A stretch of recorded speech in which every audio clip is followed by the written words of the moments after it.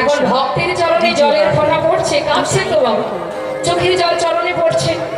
সুদামা চিন্তা করছে কি ব্যাপার, আমার পায়ে জল কেন এলো? আকাশেও তো মেঘ করেনি, বৃষ্টির ফোঁটা। যেই না জিজ্ঞাসা করেছে, এই কানাই, বন্ধু বল, আমার পায়ে জল এলো কি করে রে? আকাশেও তো মেঘ করেনি, কি করে জল এলো? গোবিন্দ তো খুব চতুর না, চতুরতা করে বলছে, জানিস বন্ধু, এই যে আম গাছের নিচে দাঁড়িয়ে আছি না, আমার মনে হয় আম গাছের পাতা থেকে তোর পায়ে জল পড়েছে। হরি বল, হরি। সে তো খুবই চতুর মা, কেন যে আজ কাঁদছে, মনে মনে ভাবছে গোবিন্দ, হরে সুদামা রে, এই জগতের জীব আমার চরণে পাবার জন্য আমার চরণে পুষ্পাঞ্জলি প্রদান করি, কৃষ্ণ কৃপা করো বলে। কত যোগী মুনি ঋষি তারা যুগে যুগ ধরে সাধনা করে, জগতের জীবে আমার চরণে পাবার জন্য তারা ঘর ছেড়ে পথের পাগল হয়ে যায়। আজ আমি বুঝেছি সুদামারে, চরণে সেবায় কত আনন্দ। সবাই আমার চরণ সেবা করে, সেই চরণ সেবায় কি সুখ, কি আনন্দ। কেন কেনই না আমার সেবা করে, আমি তো বুঝতে পারলাম না। মাগো, যদি কোনো সন্তান মাকে ভালোবাসে, সন্তান মাকে ভালোবেসে যে সুখ পায়, সেটা মা বুঝবে কি করে? মা যদি কোনোদিন কারোর সন্তান হতে পারে, তবেই তো বুঝবে মাকে ভালোবাসাই কি সুখ। তা ভগবানকে যারা ভালোবাসে তারা জানে তাকে ভালোবাসলে কত শান্তি, কত সুখ, কত আনন্দ। তিনি বুঝবেন কি করে যে আমরা কি সুখ পাচ্ছি? ভগবান মনে মনে চিন্তা করলেন, ভক্ত আমাকে ভালোবেসে যে সুখটা পায়, আমি সেই সুখ অনুভব করতে চাই। একবার বিচার করুন না মা, একটা মিষ্টির দোকানের যিনি মালিক হন, তিনি মালিকের আসনে বসে টাকা দিয়ে কিছু ছানা, কিছু চিনি কারিগরকে দিয়ে বলে, শোনো, এই ছানা চিনি মিশিয়ে সন্দেশ বানাও, রসগোল্লা বানাও। মাগো, বানায় কে? কর্মচারী যারা, কারিগর যারা, তাই না? মালিক তো মালিকের আসনে বসে থাকে। তা ছানা চিনি মিশিয়ে কিভাবে সেটাকে পাক দিলে রসগোল্লা হবে আর কিভাবে সন্দেশ হবে, সেটা জানে কে? কারিগর যে বানায়। মালিক তো জানবে না। মালিক যদি মনে করে কিভাবে ছানা চিনি দিয়ে রসগোল্লা সন্দেশ তৈরি হয় আমি জানতে চাই, তাহলে মালিককে মালিকের আসন ত্যাগ করতে হবে, ত্যাগ করে কারিগরের আসন গ্রহণ করতে হবে। যদি সে কারিগর হতে পারে, তবেই জানবে কিভাবে রসগোল্লা সন্দেশ তৈরি হয়। তাই মহাজন বলছে, হে গোবিন্দ, তুমি তো স্বয়ংপূর্ণ ব্রহ্ম, তুমি তো অনাদির আদি, সর্বৈশ্বর্য পূর্ণ ভগবান, তুমি বিশ্ব ব্রহ্মাণ্ডের মালিক। তুমি কি করে বুঝবে তোমার ভক্তরা তোমাকে ভালোবেসে কি সুখ পায়? যদি বুঝতে চাও, ভগবান হয়ে থাকলে হবে না। যদি কখনো কোনোদিন তুমি ভক্ত হতে পারো, আর ভক্ত হয়ে যদি ভক্ত চরণ সেবা করতে পারো, সেই দিনই বুঝবে চরণ সেবায় কত আনন্দ, কত সুখ। আজ ভক্তের চরণ বুকে চেপে ধরে সেবা দিচ্ছে। সুদামা বলছে, কানা একটু নামিয়ে দে না ভাই। কেন রে? আরে দে না। যেই না নামিয়ে দিয়েছে, হঠাৎ দেখছে কানার চোখে জল। বন্ধু, তুই খাচ্ছিস? বুঝেছি, তুই তো রাজার ছেলে, আমরা সাধারণ গোয়ালার ছেলে, ব্রাহ্মণের ছেলে। আরে এত কষ্ট আমরা সইতে পারবো, তুই কি করে পারবি বল? তুই যে আমাদের হৃদয়ে, তুই যে আমাদের নয়নের মনি, আমরা যে তোকে মনে প্রাণে ভালোবাসি। কেন কোনো কষ্ট হয় যে খেলা, সে খেলা তুই কেন খেললি বল? আর কখনো খেলবো না, এই বলে সাথে করে নিয়ে চলে গেল। এদিকে কি হলো মা, বৃন্দাবনে এত সুন্দরভাবে দিন যাচ্ছে, সকলে আনন্দে মহা আনন্দে দিন কাটছে যাদের, হঠাৎ এসে গেল বৃন্দাবনের শোকের ছায়া। আনলো কে? মথুরা থেকে কংস অক্রুতির রথ সহ পাঠিয়ে দিল বৃন্দাবনের কানাই বলায় দুই ভাইকে ধরে আনার জন্য। কেন? প্রাণে মারবে তাই। এবার যেই না কানাই বলায় দুই ভাইকে বৃন্দাবন থেকে নিয়ে চলে গেল, গোটা বৃন্দাবন কানাই শোকে হাহাকার, বিরহের তাপে সকলে জর্জরিত, সবাই কাঁদছে যে যেমন করে ভালোবাসে। আর এদিকে গোবিন্দ আমার, তিনি চলে গেলেন মথুরাতে। আর এদিকে বৃন্দাবনে সুদামা, যার কথা আজ আমরা শুনবো, এই সুদামা কানাইকে নিজের প্রাণের থেকে বেশি ভালোবাসে। সেই সুদামা পাগলের মতো পথে পথে কানাই কানাই বলে যখন ডাকে আর কাঁদে, তারই বাবা, তার পিতা মটুকমণি, তিনি চিন্তা করছে ছেলে তো পথের পাগল হয়ে যাবে, এইভাবে যদি পথে পথে ঘুরে, যেখানে আর কানাই আছে আমি সেইখানে ছেলেকে রেখে আসবো। এই চিন্তা ভাবনা করে এবার তিনি খুঁজতে আরম্ভ করলেন, কোথায় আছে কানাই।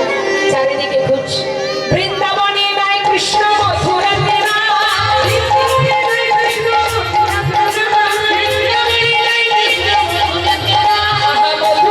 নাই কৃষ্ণ, দ্বারকাতে নাই,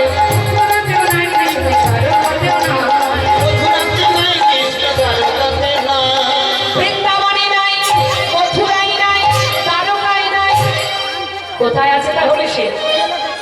বৃন্দাবনেও নেই, মথুরায় নেই।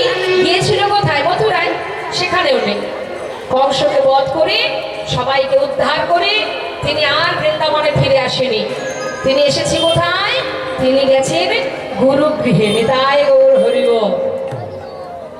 ভগবান কৃষ্ণচন্দ্র তিনি গেছেন গুরুগৃহে, গুরুকুলে, শান্তিপুনি মুনির আশ্রমে। সেখানে গেছে শিক্ষা অর্জন করবার জন্য। তাহলে একবার চিন্তা করুন মা, ভগবান নিজে আচরণ করে আমাদের মতো জীবকে শিক্ষা দিচ্ছে। এই জীব যদি গোবিন্দ চরণ পেতে হয়, আগে গুরু চরণ আশ্রয় কর। তো এখানে যত ভক্ত আছেন একবার বলুন দেখি, গুরু কৃপা হয়েছে সবার? কার কার গুরু কৃপা হয়েছে দেখি হাত তুলে দেখান। আর যাদের গুরু দীক্ষা শিক্ষা এখনো হয়নি, মানে যারা হাত তোলেনি, দীক্ষা শিক্ষা নেওয়া হয়নি এখনো, হয়েছে? আর হবে কবে? এখনো হয়নি, তাহলে কবে হবে? কে জানে কতটুকু সময় আর আছে? কেউ জানে না। যদি আমি গুরু কৃপা লাভ করতে না পারলাম, তাহলে গোবিন্দকে সারাদিনে 10 বার ভোগ দিলেও সে গ্রহণ করবে না। কারণ আগে মন্ত্র গ্রহণ করো, তুলসীর মালা কণ্ঠে পরিধান করো। আপনি যদি দীক্ষা গ্রহণ না করেন, ভগবান বাদ দিন, ভগবানের কথা ছেড়ে দিন, একজন বৈষ্ণব, একজন ভক্ত আপনার হাতে জল গ্রহণ করবে না। তাহলে একজন বৈষ্ণব আপনার হাতে জল গ্রহণ করবে না, আর আপনার হাতের ভোগ ভগবান কি করে গ্রহণ করবে? যদি আপনি মন্ত্র গ্রহণ না করেন, তুলসীর মালা কণ্ঠে পরিধান না করেন, তুলসী ছাড়া ভগবান কিছুই সেবা করে না। তাহলে তুমি যদি তোমায় ভগবানকে সেবা দিতে চাও, আগে তোমার অঙ্গে তুলসী পরিধান করো, তুমি আগে নিজেকে সঁপে দাও। সে যদি তোমাকে গ্রহণ করে, তবেই তো তোমার হাতের সেবা তিনি গ্রহণ করবেন। এগুলো মাথায় রাখতে হবে মা। তুলসীর মালা কণ্ঠে পরিধান করতে হবে, গুরুদেবা মন্ত্র জপ করতে হবে। ভগবান নিজে আচরণ করে শিক্ষা দিলেন আমাদের মতো জীবকে। সময় চলে গেলে আর পাওয়া যায় না। তাই তো লালন ফকির বলেছিলেন না, ওরে সময় গেলে সাধন হবে না, ওরে মরি রে আমার, সময় গেলে সাধন হবে না।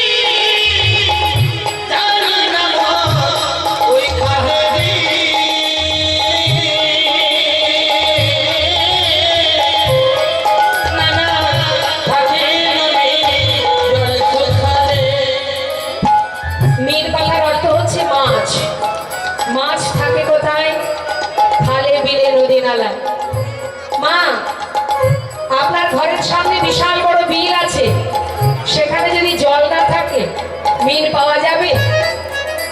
যাবে না। বেশ, এবার আসি আমাদের জীবনের কথা। ভগবান কোথায় থাকে? ভক্তি যেখানে ভগবান সেখানে। ভক্তি কোথায় থাকে? ভক্তের হৃদয়ে। আপনার বিশাল বড় হৃদয় আছে, কিন্তু তার মধ্যে কোনো ভক্তি নেই, আছে শুধু হিংসা। থাকবে সেখানে ভগবান?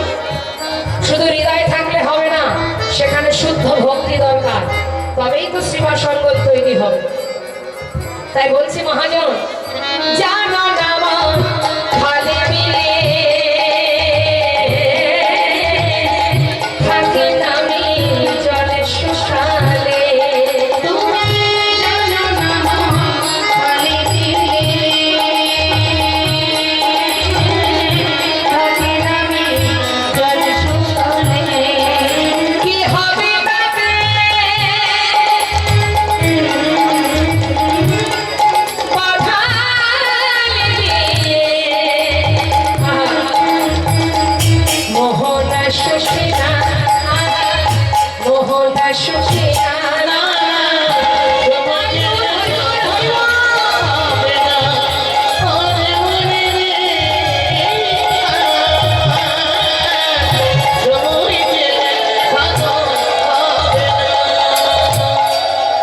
সবার আগে চাই ভক্তি। আমি তিলক ধারণ করলাম, জপের মালা হাতে রইল, আমি জপ করছি, কিন্তু হৃদয়ে যদি তোমার ভক্তি না থাকে, হিংসা থাকে, অহংকার থাকে, চাওয়া পাওয়া থাকে, লোভ লালসা থাকে, তাহলে সেই ভজনে কোনো লাভ নেই। যারা কৃষ্ণ ধ্বনি মগ্ন থাকবে, শাস্ত্রে বললেন তৃণাদপি শুনেছিল তরুরেব সহিষ্ণু না অমানির মানদেন কীর্তনীয় সদা হয়। অত সহজ নয়, ভক্ত বললেই ভক্ত হওয়া যায়। হরি বল হরি বল। ভক্ত বললেই ভক্ত হওয়া যায় না, এই স্বভাবগুলো তার মধ্যে থাকতে হবে। শুধুমাত্র আমি দিনে 5 বার সেবা দিলাম আর মনে মনে ভাবলাম আমি বড় ভক্ত, আমি একটু শাস্ত্র পড়লাম, নিজেকে মনে করলাম আমি পণ্ডিত, আমি ভগবানের মতো সমান। এখন বর্তমানে দেখতে পাচ্ছেন তো, দেখা যাচ্ছে বর্তমান সমাজে দেখা যাচ্ছে অনেক ভগবান উঠেছে, তারা নিজেদেরকেই ভগবান মনে করে, একটু শাস্ত্র পড়লেই ভাবে আমি ভগবান। অত সহজ? কত বড় বড় পাষণ্ড গলে গেল, আর তুমি কে হে? হ্যাঁ, বলছে তৃণাদপি শুনেছেন তরুরেব সহিষ্ণু না। বৃক্ষের ন্যায় সহিষ্ণুতা থাকতে হবে তোমার মধ্যে। তৃণের থেকেও নত হতে হবে তোমাকে। তৃণের উপর, আর তৃণ মানে কি মা? বসাটাই ঠিকঠাক হচ্ছে না তো কথার উত্তর দেবে কখন? ঠিক হয়েছে, বসা ঠিক হয়েছে? আমার এখানে অনেক জায়গা আছে, চলে আসো। তৃণ মানে কি বলো? ঘাস, দুর্বা ঘাস। দুর্বা ঘাসের উপরে যখন আপনি পা দিয়ে মারিয়ে চলে যান, সে কি প্রতিবাদ করে? বরং কি করে? মাথাটা নিচু করে। এই স্বভাব হতে হবে মানুষের, নত হওয়া। কিন্তু কত নত? দুর্বা ঘাস যতটা মাথা নিচু করে, আপনি চলে যাবার পর সে মাথা তোলে। শাস্ত্রে বললেন তুমি মাথা তুলতে পারবে না। তৃণের থেকেও নত, তৃণের থেকেও নত হতে হবে। তৃণাদপি, তৃণাদপি, তৃণের থেকেও নত, মাটির সঙ্গে মিশে যেতে হবে, স্বভাব হবে বৈষ্ণবের। কিন্তু এখন বর্তমান কাউকে দুটো কথা বলে দেখবেন, 10 কথার উত্তর পেয়ে যাবে। অত সহজ নয় ভক্ত হওয়া। নত হতে শেখো, দীনতা প্রকাশ করতে শেখো। বৃক্ষের থেকে আমরা ফল ছিঁড়ে নিই, ডগা কেটে নিই, বৃক্ষ কোনো প্রতিবাদ করে না, বরং সেখান থেকে আবার নতুন ডগা বাহির হয়। একটা কাটলে 4টে বাহির হয়। কার জন্য? বৈষ্ণব সেবার জন্য, ভগবানের সেবার জন্য। ঠিক বৃক্ষের নেই তোমার মধ্যে সহিষ্ণুতা থাকতে হবে, এইগুলো ভাবতে হবে। এই কথাটা বলেছিলেন মহাপ্রভু। কাকে বলেছিলেন? ভক্তকে, বৈষ্ণবকে। কে সে? ষড়গোস্বামীর মধ্যে একজন গোস্বামী, যার নাম রঘুনাথ দাস গোস্বামী। আর কি? অমানির মানদেন, যাকে সবাই মান দেয় না, তুমি তাকে মান দেবে। তোমাকেও যদি কেউ অমান্য করে, মান না দেয়, তুমি তার বিপরীতে তার উপরে পাল্টা প্রতিশোধ নেবে না, তুমি তাকে মান দেবে, সে তোমায় মান না দিলেও তুমি মান দেবে। এটাই বৈষ্ণবের স্বভাব। আর বৈষ্ণব করেও তাই। বৈষ্ণবকে দেখলে সাধারণ নাস্তিক ব্যক্তিরা দেখবেন বলে জয় নিতাই, সে কিন্তু প্রতিবাদ করে না, সে কি বলে হরে কৃষ্ণ, আবার বল আবার বল। এটাই হচ্ছে দীনতা। অর্থাৎ যে তোমাকে মান দেবে না তুমি তাকে মান দেবে, এটাই বৈষ্ণবের স্বভাব হতে হবে। আর কি কীর্তনীয় সদা হল, পরনিন্দা পরচর্চা নয়, পর সমালোচনা নয়, সর্বদাই ভগবত চিন্তা। এই স্বভাবগুলো যদি তোমার মধ্যে থাকে তবেই তুমি প্রকৃত ভক্ত। কিন্তু এখনকার সেই ভক্ত পাওয়া যায়? কে কতটুকু কৃষ্ণ কীর্তন করতে পারলো আর কে ভুল করলো কি ঠিক করলো, এই চর্চাই তো হয় আসলে। আমি কি করতে পারলাম সেদিকে দেখবো না, কে কি ভুল করলো আমি সেটা দেখবো। এটাই গৌর হরিব, যেন তাকে জাজমেন্ট করতে দেওয়া হয়েছে যে তুমি এগুলো করো। মহাজন বললেন রে সময় গেলে আর পাবি না, সময় থাকতে করো। লালন ফকির বললেন হৃদয়ে থাকলে শুধু হবে না, হিংসা দূর করো। যে প্রকৃত ভক্ত হয় সে কৃষ্ণ, এই যে কৃষ্ণ শব্দটা উচ্চারণ করলেই তার দু চোখ দিয়ে বাড়ি বরিশন হয়। এমনই সত্যি যদি সে প্রকৃত ভক্ত হয়। মহাজন বললেন একবার কৃষ্ণ নামে যত পাপে হরে, জীবের স্বাস্থ্য নয় যে তত পাপে করে।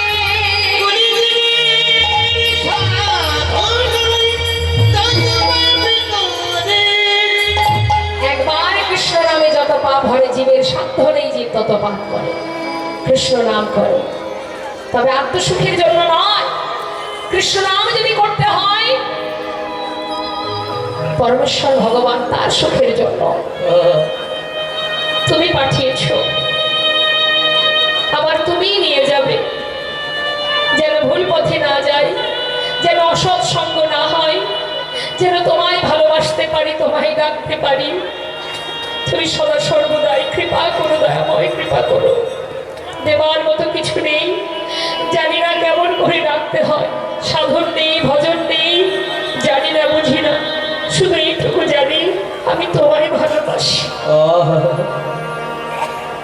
যদি তুমি কাঙালির হরি হও তবে একবার কৃপা করে গ্রহণ করো।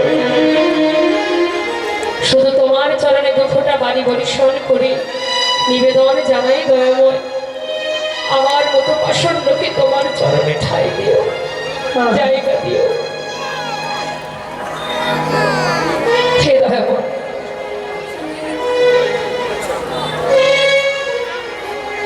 যদি হাজারো অপরাধ করে কেউ ভগবানের চরণে নিজেকে সঁপে দেয়, ভগবান বললেন কেউ যদি হাজারো অপরাধ করে আমার কাছে এসে দুঃখটা বাড়ি বরিশন করে আমি তাকে নিজে করে গ্রহণ করব। দুটি নয়ন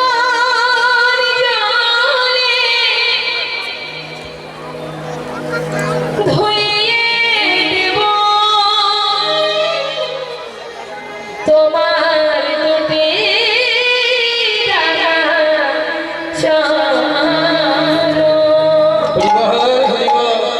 তুমি করিও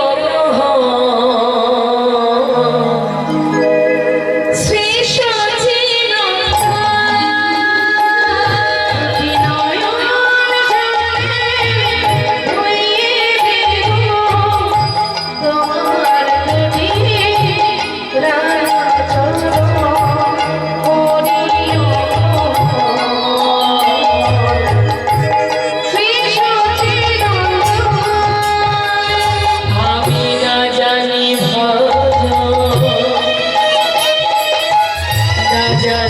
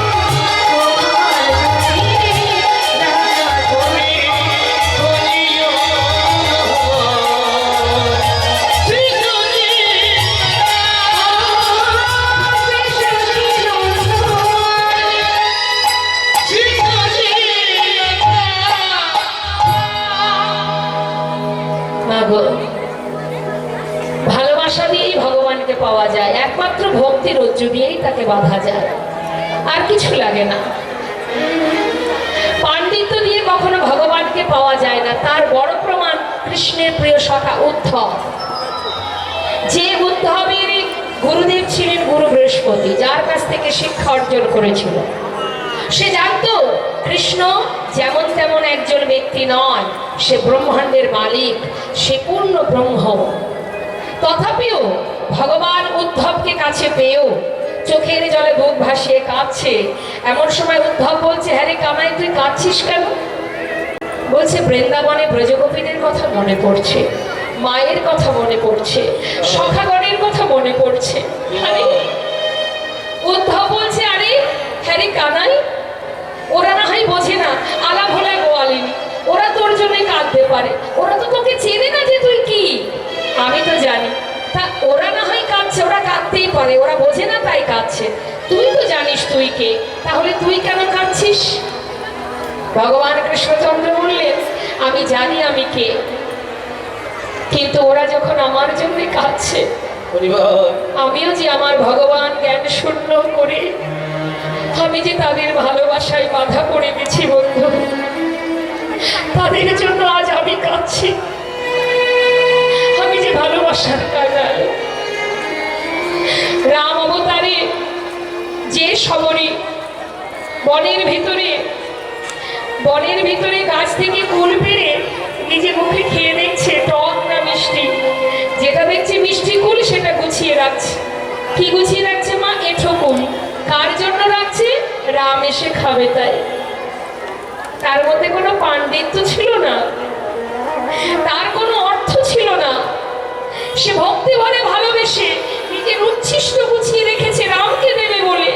বন থেকে কুসুম চয়ন করে পথের মাঝে ছড়িয়ে রেখেছে, পাপড়ি ছড়িয়ে রেখেছে। কেন? রাম যখন আসবে আমার ঘরে, না জানি পায়ে যদি ব্যথা লাগে।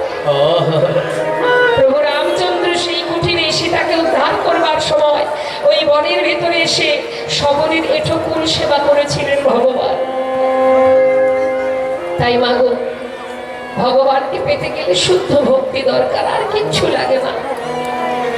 মাত্র দুফোঁটা বাণী পরিশ্রম করো, আত্মনিবেদন করো, তোমার বলতে যা কিছু তার চরণে শোভে নাও। বেশ, আর কিছু জানি না।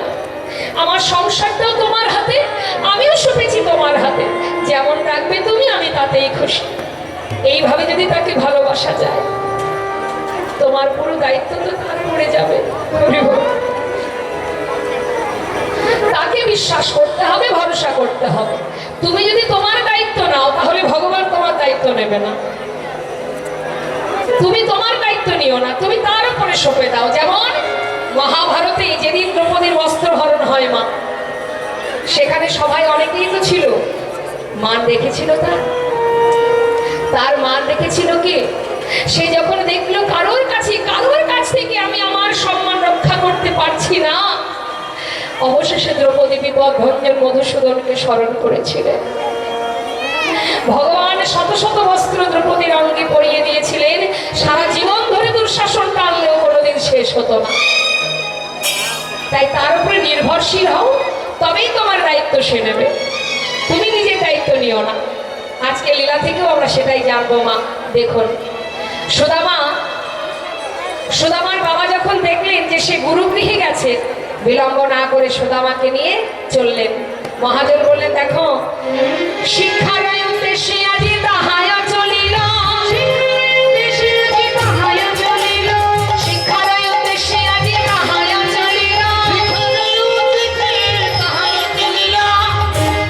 সুদামা গুরুগৃহে গিয়ে দেখছে কানাইকে জড়িয়ে ধরলেন। বহুদিন পরে ভাই কানাইকে পাইল, বহুদিন পরে ভাই কানাইকে পাইল, বহুদিন পরে ভাই কানাইকে পাইল।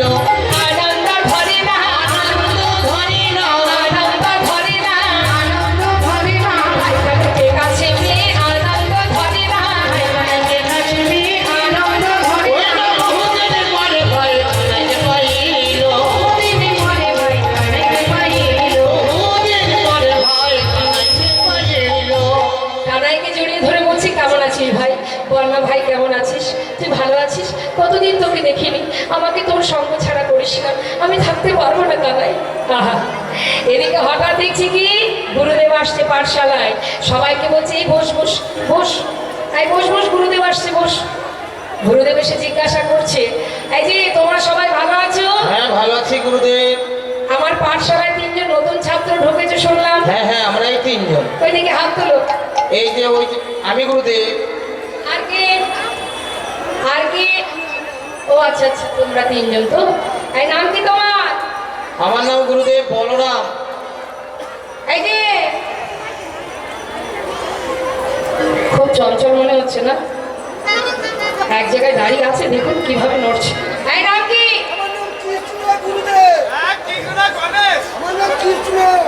এই জন্য এই অবস্থা, দেখে কৃষ্ণ মনে হচ্ছে মা।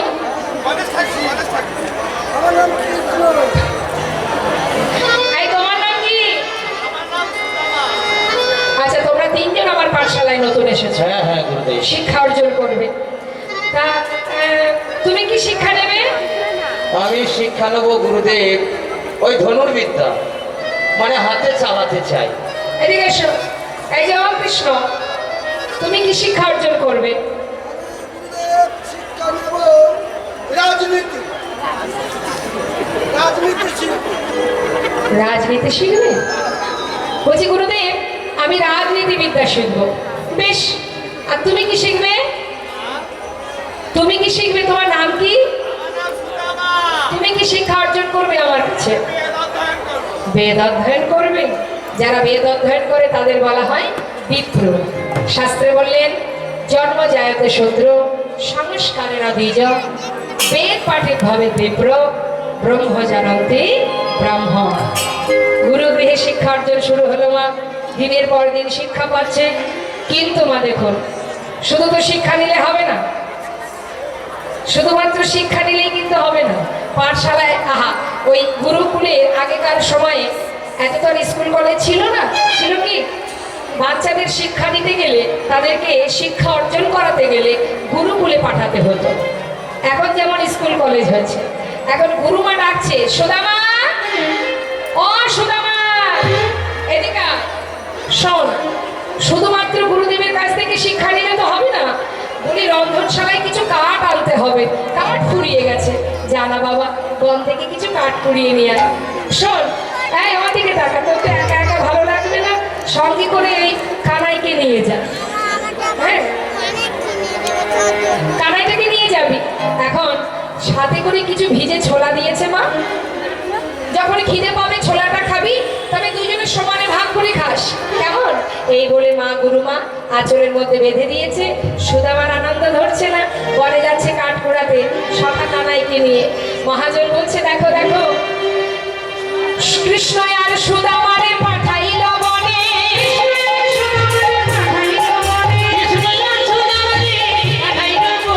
পাঠাইতে চলে সবে আনন্দিত মনে।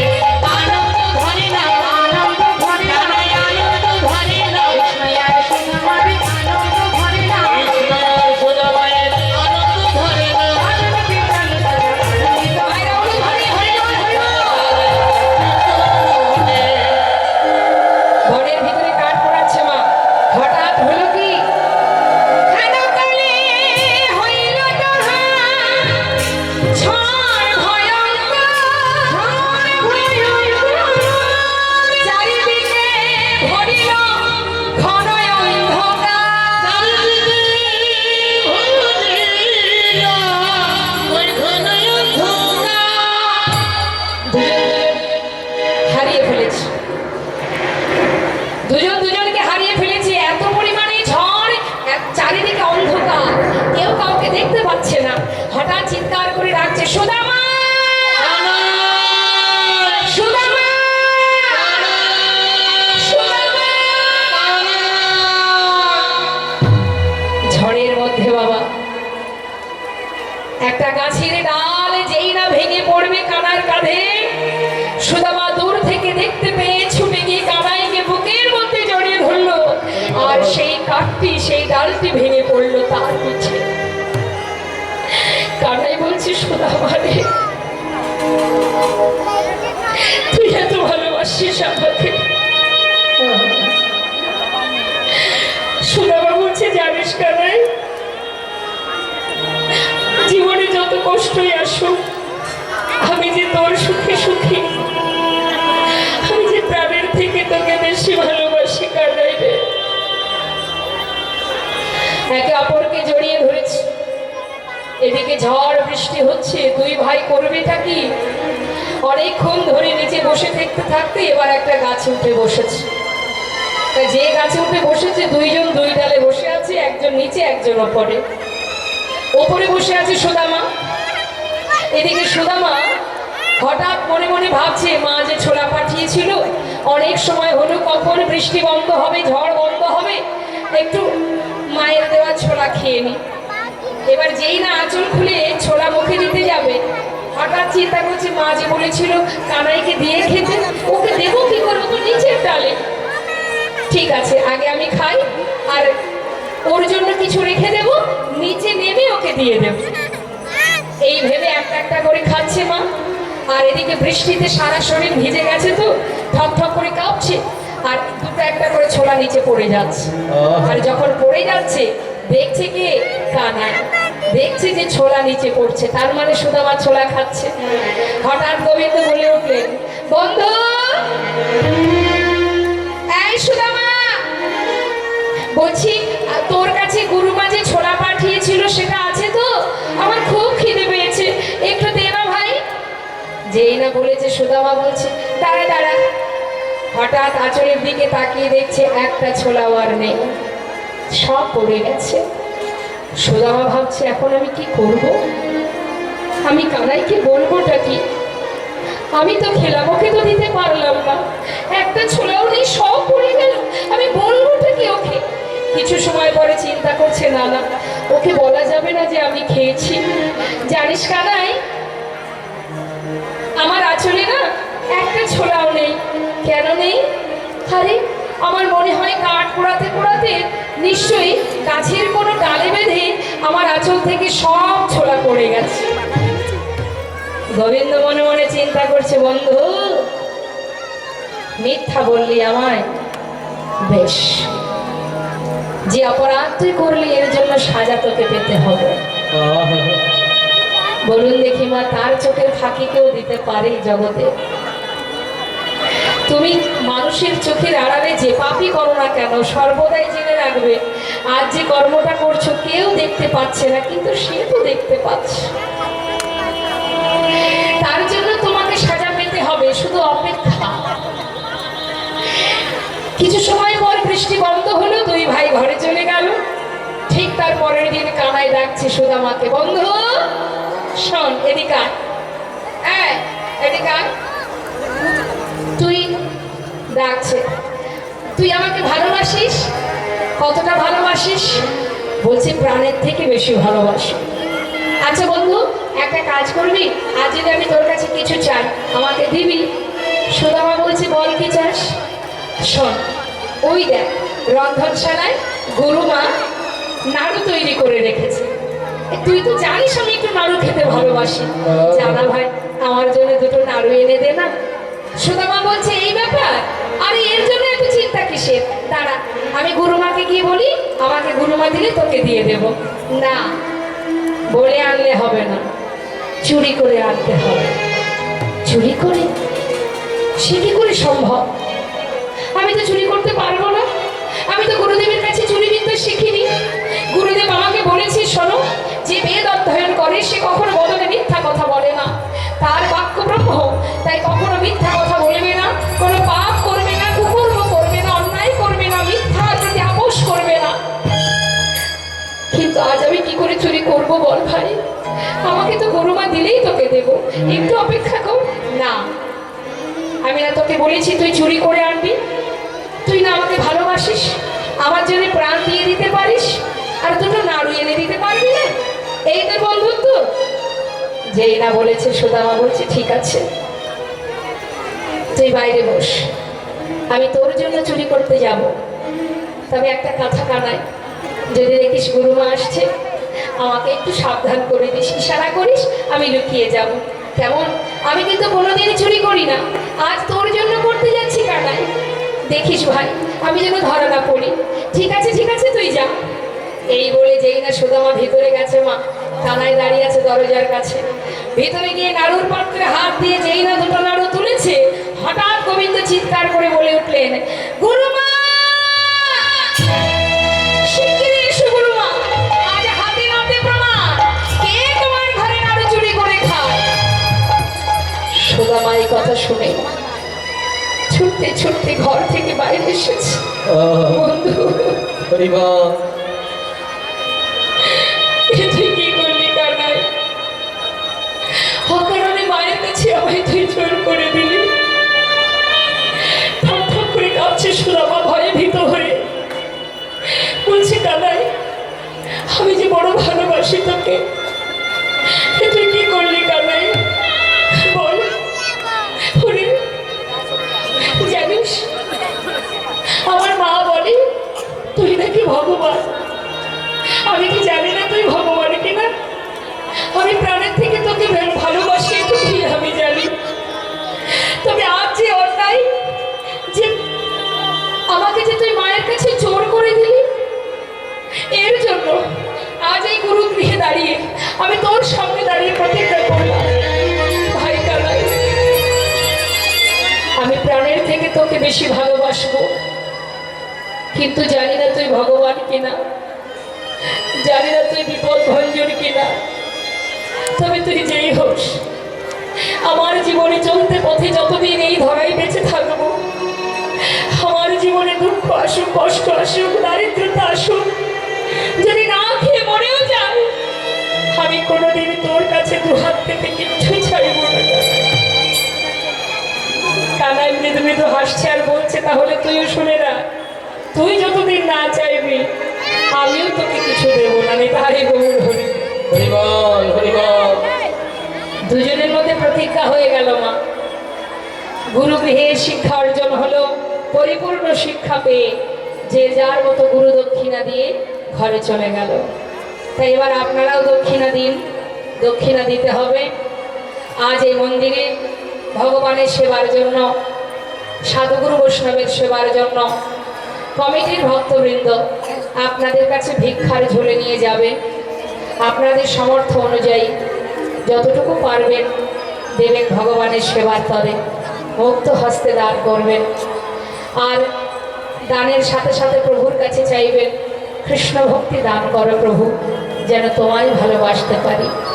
কৃষ্ণ ভক্তি দাও, শুধু এইটুকুই কামনা করুন মা। আপনাদের কাছে সবাই যাচ্ছে ভক্তবৃন্দ, আপনারা কেউ বঞ্চিত করবেন না, কারণ এটাই সুযোগ, দানের সুযোগ এটাই। আজকের দিনে দান করবেন, এটা উত্তম দান, শ্রেষ্ঠ দান, এটাই হচ্ছে সাত্ত্বিক দান। কেমন? তাই সামর্থ্য অনুযায়ী আপনারা দান করুন। দানের পিছনে যেন কৃপণতা না থাকে। কেমন? যার যেমন ক্ষমতা দেবেন। এখন তো আর 1-2 টাকায় কিছু হয় না, তো সেইভাবে ভগবানকে দান করুন, শান্তি করে মনের থেকে দান করুন। হরিবল হরিবল। কথা কেউ বলবেন না, সবার কাছে যাবে। ধীরে ধীরে আপনারা যে যা পারবেন, আপনারা অর্থ বের করে রাখুন, টাকা বের করে রাখুন, কাছে গেলে দিয়ে দেবে। আস্তে আস্তে, কথা নয়, বসুন। এদিকে কি হলো মা? গুরুদেব বললেন, শোনো, তোমাদের শিক্ষা শেষ হয়েছে, এবার তোমরা আপন আপন ঘরে চলে যেতে পারো। সবাই যে যার ঘরে চলে গেল। এদিকে সুদামা চলে গেল তার ঘরে। ভগবান কৃষ্ণ তিনি কিন্তু আর বৃন্দাবনে গেলেন না, তিনি গেলেন কোথায়? তিনি গেলেন দ্বারকায়। দ্বারকায় গিয়ে রাজা হয়ে বসে রইলেন। আর এদিকে সুদামা নিজ ঘরে ফেরা মাত্রই তার মাতা পিতার বড় আনন্দ, আমার ছেলে মস্ত বড় বিপ্র হয়েছে, পণ্ডিত হয়েছে। সমস্ত গ্রামবাসীকে বলে, ওগো, তোমাদেরও তো ঘরে সন্তান আছে, আমার মতো সন্তান কার আছে বলো দেখি? আমার সন্তান মস্ত বড় পণ্ডিত। সবাই বলে, সত্যিই তো তাই, তোমার ছেলে উপযুক্ত পুত্র হয়েছে, সে মস্ত বড় পণ্ডিত হয়েছে, এটা আমাদের গ্রামের গর্ব। সবাই আনন্দে খুশিতে সুদামাকে নয়নের মণি করে রেখেছে। বিবাহের উপযুক্ত বয়স হয়েছে, সুকন্যার সন্ধান করে একটা শুভ দিন দেখে সুদামার বিবাহ সম্পন্ন হলো। মায়েরা এবার উলুধ্বনি, হরি বল। ধরে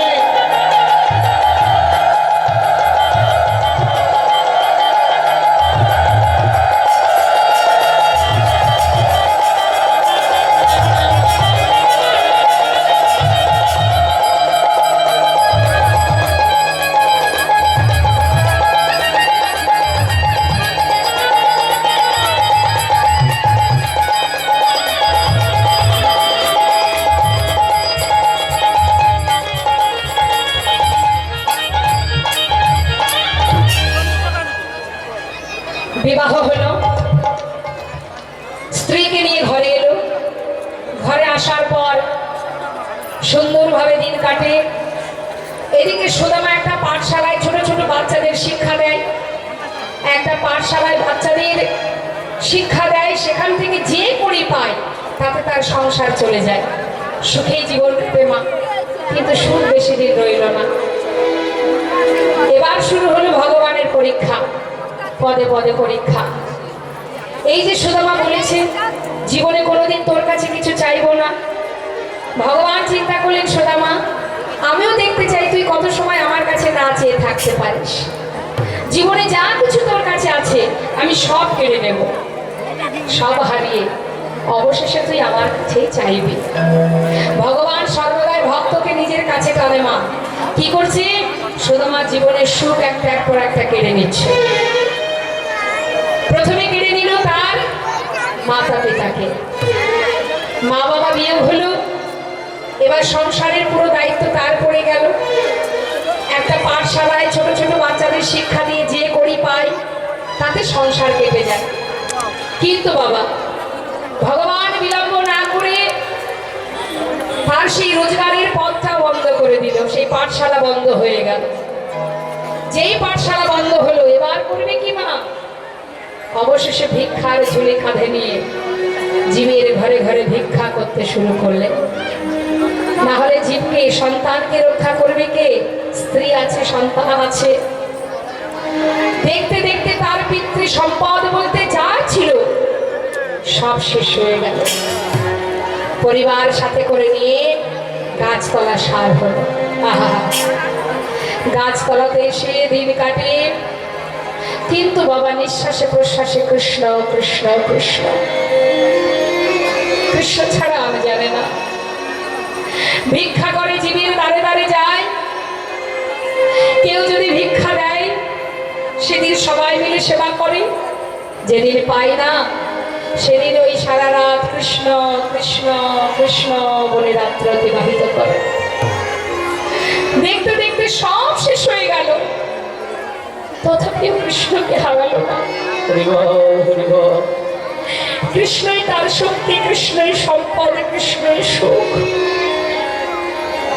সন্তানদের পরনে কোনো বস্ত্র নেই, স্ত্রীর অঙ্গে একটা মাত্র বস্ত্র, তার সব জায়গাতেই ছেঁড়া। এমনই সতী লক্ষ্মী, এমনই ভক্তিমতী সেই স্ত্রী যার নাম সুশীলা, যে ভগবানকে সেবা দিত আর বলতো হে প্রভু এমন স্বামীর সংসারে তুমি আমায় পাঠিও যার অর্থ যদি নাও থাকে দুঃখ নেই, কিন্তু তার ভিতরে যেন সততা থাকে, সে